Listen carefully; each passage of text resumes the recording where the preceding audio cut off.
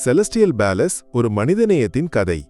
கொச்சி நகரத்தின் இதயத்தில் வானத்தை தொடும் கண்ணாடி அரண்மனையாக உயர்ந்து நின்றது செலஸ்டியல் பேலஸ் ஹோட்டல்.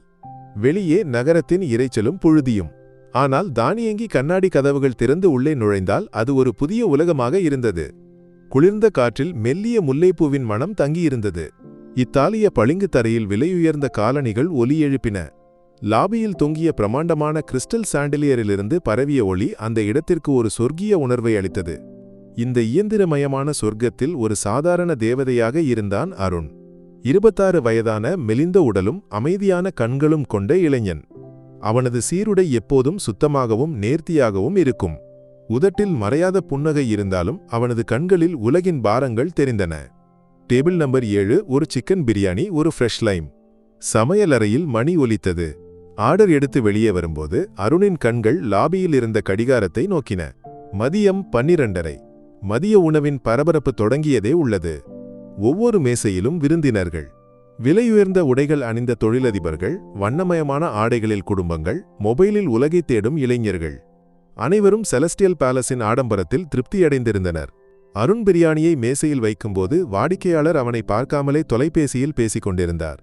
ஆமாம் சார், டீலான் தொகையை பற்றி கவலைப்பட வேண்டாம். அருண் திரும்பி நடக்கும்போது பாக்கெட்டில் இருந்த சிறிய பணப்பையை மெல்லத் தொட்டான். அதில் சுருட்டி வைத்த சில நோட்டுகளும் அம்மாவின் பழைய புகைப்படமும் இருந்தன. அவனது நெஞ்சில் ஒரு பாரம் ஏறியது. அநியத்தியின் கல்லூரி கட்டணம் செலுத்த வேண்டிய கடைசி நாள் நாளை மறுதினம். கையில் இருப்பதால் ஒன்றும் ஆகாது. சம்பளம் கிடைக்க இன்னும் ஒரு வாரம் இருந்தது. ஓவர்டைம் ஏதாவது கிடைத்தால் அவன் மனதில் கணக்கு போட்டான். அருண். அந்த கம்பீரமான குரல் கேட்டு அவன் நின்றான். மேலாளர் சுரேஷ். வழுக்கையான நெற்றியும் கூர்மையான கண்களும் கொண்டவர், எப்போதும் முகத்தில் கோபம் பிரதிபலிக்கும் மனிதர். டேபிள் நம்பர் 12 தண்ணீர் தீர்ந்திருப்பதை பார்க்கவில்லையா? வாடிக்கையாளர் கை காட்டும் வரை காத்திருக்கிறாயா? கவனம் எங்கே? சுரேஷ் பற்களை இறுக்கினார். சாரி சார், இப்போது நிரப்புகிறேன், அருண் பணிவாக கூறினான். சாரி வேண்டாம், வேலை வேண்டும். இது செலஸ்டியல் பேலஸ், வழியோர கடையல்ல. ஒரு சிறிய தவறுக்கு கூட இங்கு இடமில்லை. அதைச் சொல்லி சுரேஷ் திரும்பி நடந்தார். அருணின் சக ஊழியர் ஜோசப் அவனை பரிதாபத்துடன் பார்த்தான். விடு அருண், இவர் காலையிலிருந்து கோபத்தில் இருக்கிறார். தலைமையகத்திலிருந்து ஏதோ அழுத்தம் இருக்கிறது.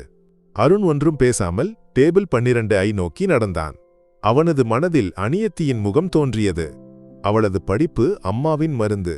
இந்த வேலையை இழக்க அவனால் முடியாது. ஒவ்வொரு அடியையும் கவனமாக வைக்க வேண்டும். இங்கு விதிகளுக்கு மதிப்பு, மனிதர்களுக்கு இல்லை. அத்தியாயம் 2. அந்நியர்கள். மதியம் 1:30 மதிய உணவின் பரபரப்பு உச்சத்தில் இருந்தது. வெயிட்டர்கள் ஓடி நடந்தனர். சமையலறையிலிருந்து பாத்திரங்களின் ஒலி எழுந்தது. இந்த இடையில் அவர்கள் உள்ளே வந்தனர். ஒரு நடுத்தர வயது மனிதர், அவருடன் மனைவியும் 8 வயது இருக்கும் ஒரு மகளும். அவரது உடைகள் பழையவையாக இருந்தன, ஆனால் கிழிந்தவையல்ல. காலில் இருந்த ரப்பர் செருப்பில் புழுதி படிந்திருந்தது. மனைவியின் பருத்தி புடவையின் நிறம் மங்கியிருந்தது. ஆனால் அந்த பெண் குழந்தையின் கண்கள் மட்டும் ஆச்சரியத்துடன் ஹோட்டலின் ஒவ்வொரு மூலையையும் ஆராய்ந்தன. அவர்களின் வரவு ஆடம்பரம் நிறைந்த அந்த சூழலில் ஒரு பொருத்தமற்ற தோற்றமாக உணரப்பட்டது. அவர்கள் கண்ணாடி கதவை கடந்து உள்ளே வந்தபோது வரவேற்பறையில் இருந்த பெண் அவர்களைக் கண்டு புரியாதவாறு நடந்தாள். மற்ற வெயிட்டர்கள் அவர்களை கடந்து செல்லும்போது கூட ஒரு பார்வை பார்க்கவில்லை. அவர்கள் கூட்டத்திற்கு நடுவில் தயங்கி நின்றனர்.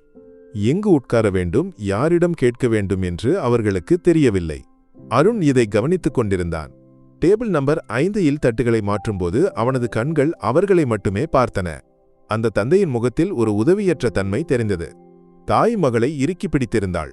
அந்த குழந்தையின் கண்கள் கவுண்டரில் இருந்த கேக்குகளை பார்த்தன. அவளது முகத்தில் இருந்த பசி அருணின் இதயத்தை தொட்டது. அவன் மேலாளர் சுரேஷை மறைமுகமாக பார்த்தான். அவர் தொலைபேசியில் தீவிரமாக பேசிக் கொண்டிருந்தார். மற்ற ஊழியர்கள் அவர்களை முற்றிலும் புறக்கணித்தனர். ஒருவேளை அவர்கள் தவறுதலாக வந்தவர்களாக இருக்கலாம், இல்லையெனில். அருண் ஒரு கணம் யோசித்தான். தனது பணப்பையில் இருக்கும் பணத்தை நினைத்தான். அநியத்தியின் கட்டணத்தை நினைத்தான். சுரேஷின் முகம் மனதில் தோன்றியது. விதிகளை மீறக்கூடாது. ஆனால் அந்த குழந்தையின் பசித்த கண்கள், அது அவனை வேட்டையாடியது. பண்டு தந்தை இறந்த புதிதில் தானும் அம்மாவும் அனுபவித்த பசியின் நினைவு அவனது தொண்டையில் ஒரு கட்டியாக உருண்டது. அவன் ஆழமாக மூச்செடுத்து ஒரு முடிவை எடுத்தான். அவன் அந்த குடும்பத்தை நோக்கி நடந்தான். வாருங்கள் சார். அவனது குரல் அமைதியாகவும் மென்மையாகவும் இருந்தது. இங்கு உட்காரலாம். அந்த மனிதர் அதிர்ச்சியுடன் அவனை பார்த்தார். அவரது கண்களில் நம்ப முடியாத உணர்வு நிறைந்திருந்தது. யாரிடமாவது பேச மறுத்து நின்றவர்களுக்கு முன்னால் ஒரு தேவதை தோன்றியது போல இருந்தது. அருண் அவர்களை ஒரு மூலையில் காலியாக இருந்த மேசைக்கு அழைத்துச் சென்றான். இங்கு உட்காருங்கள். அவன் நாற்காலியை இழுத்து வைத்தான். பையா, இங்கு விலை அதிகமாக இருக்குமே? அந்த மனிதர் தயங்கி கேட்டார். அதெல்லாம் பரவாயில்லை சார். நீங்கள் என்ன சாப்பிட விரும்புகிறீர்கள்? அருண் மெனு கார்டை வைக்காமல் கேட்டான். அந்த பெண் குழந்தை தந்தையை பார்த்தாள். அவளது கண்கள் கலங்கியிருந்தன. அப்பா, பசிக்குது. அந்த ஒரு வார்த்தை அருணின் எல்லா சந்தேகங்களையும் துடைத்தெறிய போதுமானதாக இருந்தது. அத்தியாயம் 3. அன்பு பரிமாறப்பட்ட போது. உன் பெயர் என்னம்மா? அருண் அந்த குழந்தையிடம் பாசத்துடன் கேட்டான். மாயா. அவள் தலைகுனிந்து மெதுவாகச் சொன்னாள். மாயா பாப்பாவுக்கு என்ன வேண்டும்? பிரியாணி இருக்கு, ஃப்ரைட் ரைஸ் இருக்கு, நல்ல சப்பாத்தியும் கறியும் இருக்கு. அவளது கண்கள் விரிந்தன. அவள் தந்தையை பார்த்தாள். அவருக்கு ஒரு உணவு வாங்கக்கூட பணமில்லாத வழியில் தலை கவிழ்ந்தார். தாயின் கண்களில் ஒரு துளி கண்ணீர் விழுந்தது. அருண் அதை பார்த்தான். அவன் புன்னகைக்க முயன்றான். இன்று எங்கள் ஹோட்டலின் சிறப்பு நாள். அதனால் பசியுடன் வரும் முதல் குடும்பத்திற்கு உணவு இலவசம். அந்த பாக்கியம் உங்களுக்கு கிடைத்திருக்கிறது. அது ஒரு பொய்யாக இருந்தது. அவனது இதயத்திலிருந்து அந்த நொடியில் முளைத்த ஒரு தூய பொய். அந்த தந்தை சந்தேகத்துடன் அவனை பார்த்தார். உண்மையா பையா? ஆமாம் சார், உண்மை. அருண் உறுதியாகச் சொன்னான். சொல்லுங்கள், என்ன வேண்டும்? அவர்களின் முகத்தில் ஆறுதலின் அலை. எதுவாக இருந்தாலும் போதும் பையா, பசிமாற ஏதாவது தாய் கூறினாள். அருண் சமையலறைக்கு நடந்தான். தனது பாக்கெட்டிலிருந்து பணத்தை எடுத்து கவுண்டரில் இருந்த ஜோசப்பிடம் சொன்னான். ஜோசப் 2 பிளேட் சிக்கன் பிரியாணி, ஒரு வெஜிடபிள் ஃப்ரைட் ரைஸ், பின்னே 3 ஃப்ரெஷ் லைம் ஜூஸ். பில் என் பெயரில் எழுது. ஜோசப் ஆச்சரியத்துடன் அவனை பார்த்தான். அருண், உனக்கு பைத்தியமா? உன்னிடம் பணம் இல்லைன்னு எனக்கு தெரியும் இல்லையா? மேலாளர் தெரிஞ்சா பிரச்சனையாகும். அவங்களுக்கு பசிக்குது ஜோசப். நீ பில் அடிச்சா போதும், மீதியை நான் பார்த்துக்கிறேன். உணவுடன் அருண் அவர்களின் மேசைக்கு வந்தபோது மாயாவின் முகம் மகிழ்ச்சியில் சிவந்திருந்தது. சூடான பிரியாணியின் மனம் அவர்களின் மூக்கை தாக்கியது. அருண் அதை கவனமாக அவர்களுக்கு முன் பரிமாறினான். அவர்கள் சாப்பிடத் தொடங்கினர். ஒவ்வொரு உருளையும் அமுதம் போல சாப்பிட்டனர். அந்த தந்தை இடையில் தலை நிமிர்ந்து அருணை நன்றியுடன் பார்த்தார். அந்த பார்வையில் 1000 வார்த்தைகள் இருந்தன. தாயின் கண்கள் தொடர்ந்து கலங்கின. மாயா என்ற குழந்தை உலகின் மிகப்பெரிய மகிழ்ச்சியை அனுபவித்தவாறு உணவை உண்டாள். அருண் சற்று தள்ளி நின்று அவர்களை பார்த்தான். அவனது இதயம் நிறைந்தது. பாக்கெட் காலியானாலும் மனது செல்வந்தமானது போல உணர்ந்தான். அநியத்தியின் கட்டணத்தை ஒரு கணம் மறந்தான். இந்த நொடி, இந்த காட்சி, இதற்கு எவ்வளவு விலை கொடுத்தாலும் இழப்பில்லை. அவர்கள் உணவு முடித்து எழுந்தனர். அந்த தந்தை அருணிடம் வந்தார். உன் பெயர் என்ன பையா? அருண் என்றும் மறக்க மாட்டோம். நீ எங்களுக்கு கொடுத்தது வெறும் உணவு மட்டுமல்ல. அவரது வார்த்தைகள் தடைப்பட்டன. அவர் அருணின் கைகளை பிடித்தார். கடவுள் ஆசிர்வதிப்பார். அவர்கள் செல்ல திரும்பிய போது ஒரு இடி முழக்கம் போல அந்த குரல் அங்கு எழுந்தது. நில்லு! எல்லோரும் திரும்பி பார்த்தனர். மேலாளர் சுரேஷ் கோபத்தால் நடுங்கி அவர்கள் முன் நின்றார். அவனது கண்கள் அருணை நோக்கியிருந்தன. இங்கு என்ன நடக்கிறது? இவர்களின் பில் எங்கே? சுரேஷ் கர்ஜித்தார். சூழல் அமைதியானது. மாயா பயந்து தந்தையின் பின்னால் ஒளிந்தாள். அருணின் இதயம் படபடத்தது. அத்தியாயம் 4. உண்மை வெளிப்படுதல். நில்லு! சுரேஷின் குரல் ஒரு சாட்டையைப் போல ஹாலில் பதிந்தது. இசை நின்றது. மக்களின் பேச்சு அடங்கியது. லாபியில் இருந்த அனைவரின் கவனமும் அந்த மூலைக்கு திரும்பியது. அருணின் இதயம் தொண்டையை அடைத்தது. மாயா பயத்தில் தந்தையின் காலுக்கு பின்னால் ஒளிந்தாள். சுரேஷ் கோபத்தால் சிவந்த முகத்துடன் அவர்களை நோக்கி வந்தார்.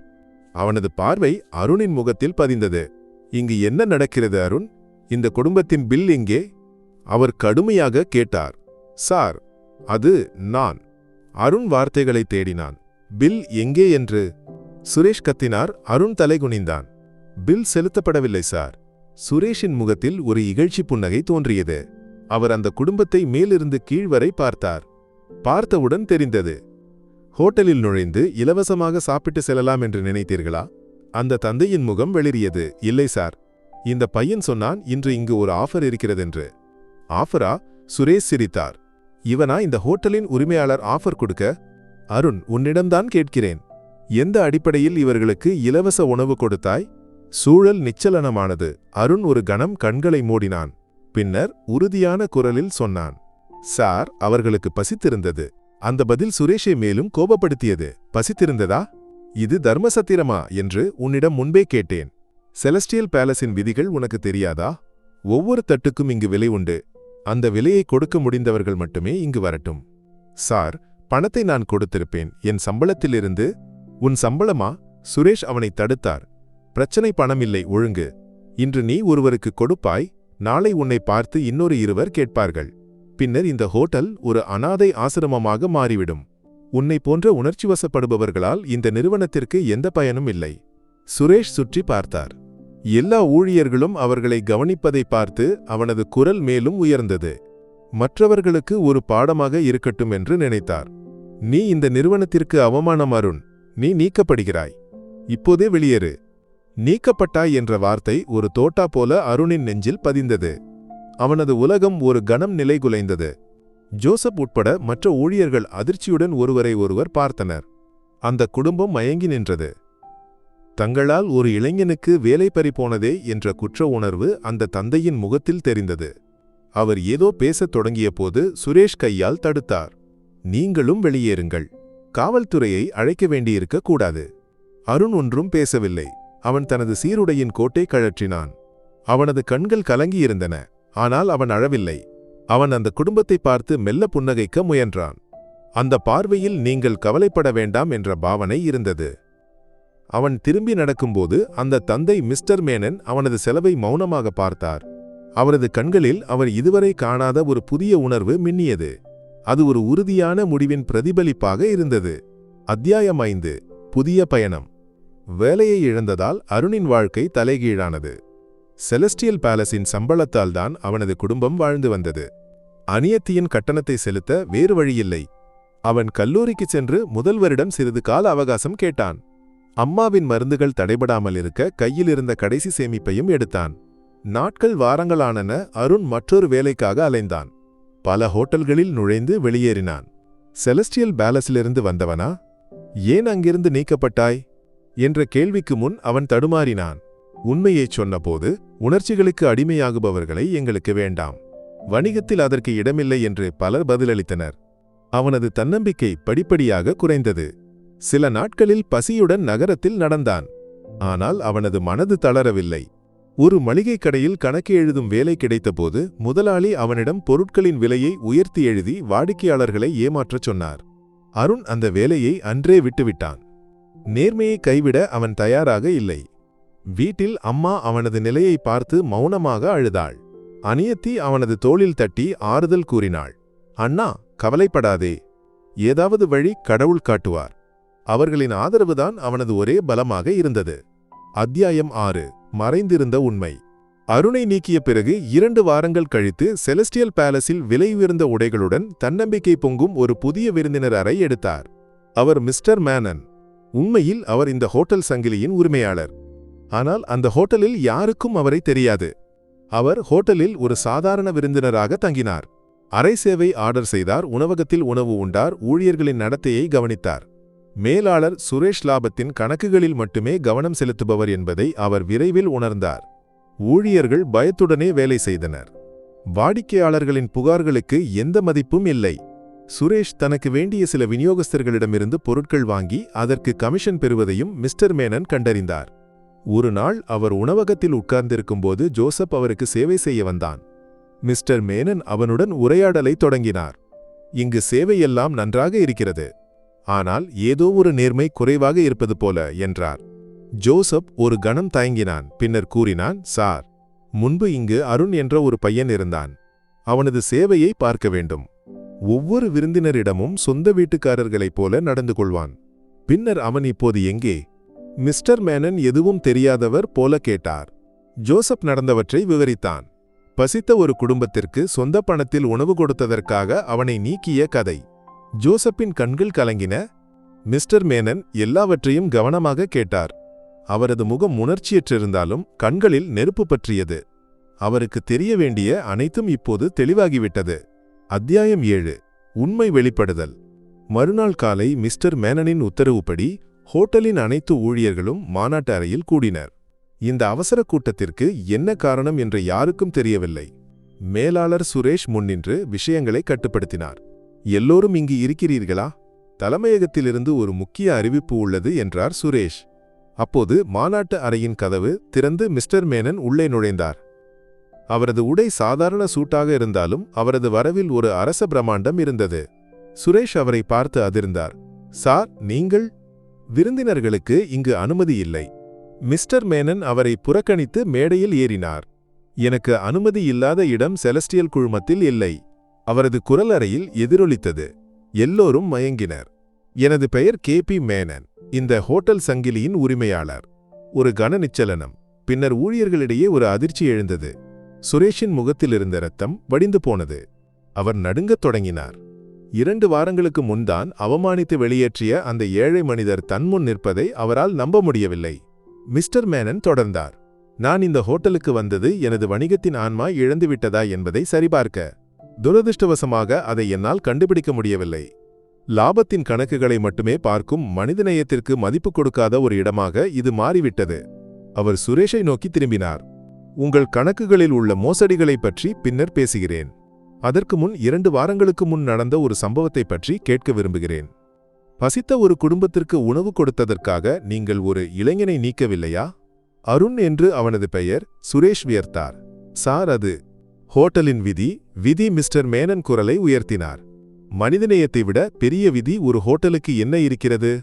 அதிதி தேவோ பவ என்று எழுதி வைத்தால் மட்டும் போதாது. இந்த ஹோட்டலின் மிகப்பெரிய விதி அன்புடன் சேவை செய்வது.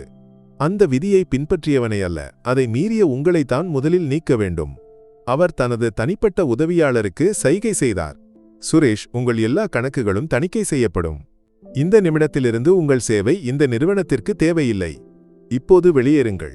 சுரேஷ் தளர்ந்து நாற்காலியில் விழுந்தார். அத்தியாயம் 8. மறுபிறப்பு. மிஸ்டர் மேனன் ஜோசப்பிடம் அருணின் முகவரியை வாங்கினார். அடுத்த 1 மணி நேரத்தில் அவரது கார் அருணின் சிறிய வீட்டின் முன் நின்றது. கதவை திறந்த அருண் முன்னால் நிற்பவரை பார்த்து மயங்கி போனான். அன்றுதான் உணவு கொடுத்த அந்த தந்தை. ஆனால் விலையுயர்ந்த சூட்டில் மிஸ்டர் மேனன் புன்னகைத்தார். உள்ளே வரலாமா? உள்ளே அருணின் அம்மாவும் அணியத்தியும் அதிர்ச்சியில் நின்றனர். மிஸ்டர் மேனன் நடந்தவற்றையெல்லாம் அவர்களிடம் கூறினார்.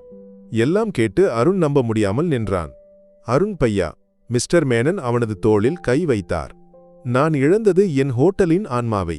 அதை மீட்டெடுக்க உன்னை போன்ற ஒருவனால் மட்டுமே முடியும். நாளை முதல் நீதான் செலஸ்டியல் பேலஸின் புதிய மேலாளர். அருண் அதிர்ந்தான். சார், நானா? என்னால் முடியாது. நான் ஒரு சாதாரண வெயிட்டர் மட்டுமே. நீ சாதாரணவன் இல்லை அருண். உன்னில் அசாதாரணமான நற்குணம் இருக்கிறது. அதுவே மிகப்பெரிய தகுதி. மற்றவையெல்லாம் நீ கற்றுக்கொள்ளலாம். இந்த வேலையை நீ ஏற்க வேண்டும். இது ஒரு வேண்டுகோள். அருணின் கண்கள் கலங்கின. அவன் அம்மாவையும் அணியத்தியையும் பார்த்தான். அவர்களின் முகத்தில் மகிழ்ச்சியும் பெருமையும் நிறைந்திருந்தன. அவன் மிஸ்டர் மேனனின் கைகளை பிடித்தான். சார், நான் உங்கள் நம்பிக்கையை காப்பாற்றுவேன். அத்தியாயம் 9. புதிய விடியல். 6 மாதங்களுக்குப் பிறகு செலஸ்டியல் பேலஸ் பெரிதும் மாறியிருந்தது. ஹோட்டலின் ஆன்மா மீண்டும் வந்திருந்தது. மேலாளர் அறையில் உட்கார்ந்து அருண் புதிய மெனுவை பரிசோதித்துக் கொண்டிருந்தான். ஊழியர்கள் இப்போது பயத்துடன் அல்ல, மகிழ்ச்சியுடனும் நேர்மையுடனும் வேலை செய்தனர். அருண் ஒரு புதிய விதியை அமல்படுத்தியிருந்தான். Minus the plate of kindness. ஹோட்டலின் லாபத்தில் ஒரு சிறிய பகுதியை பயன்படுத்தி பசியுடன் வருபவர்களுக்கு இலவச உணவு வழங்கும் ஒரு திட்டம். அந்த திட்டத்தின் முதல் பயனாளிகளுக்கு அவன் சொந்த கையால் உணவு பரிமாறினான். அன்று மாலை ஹோட்டலின் ஜன்னல் வழியாக வெளியே பார்த்தபோது அவன் முன்பு உணவு கொடுத்த அந்த குடும்பத்தை நினைத்தான். ஒரு வேளை உணவு, அது அவனது வாழ்க்கையையே மாற்றிவிட்டது. அவன் புன்னகைத்தான். அன்பிற்கு நாம் கொடுக்கும் விலையை விட அது நமக்கு திருப்பித் தருவது எவ்வளவோ பெரியது. செலஸ்டியல் பேலஸின் கண்ணாடி சுவர்களுக்கு அப்பால் நகரம் புதிய நாளுக்காக தயாராகிக் கொண்டிருந்தது. அந்த ஒளியில் அருணின் ஹோட்டலும் ஒரு புதிய விடியலை நோக்கி கண் திறந்தது.